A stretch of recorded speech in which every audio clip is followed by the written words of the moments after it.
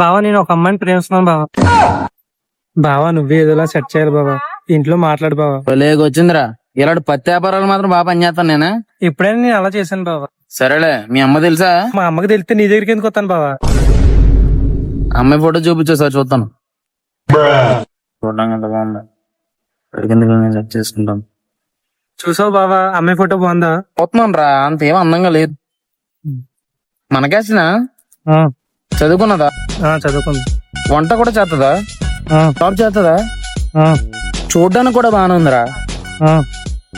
ఈ విషయం మీ అమ్మాయి తెలిసి చచ్చిపోతుందిరా. అదేంటి బావా అలాగంటావు? ఓ పని చేయి, నువ్వు అమ్మాయిని తీసుకుని లేపుకెళ్ళిపో. నువ్వు లేపుకెళ్ళిపో, నేను చూసుకుంటాను. నువ్వు చూసుకుంటావు కదా.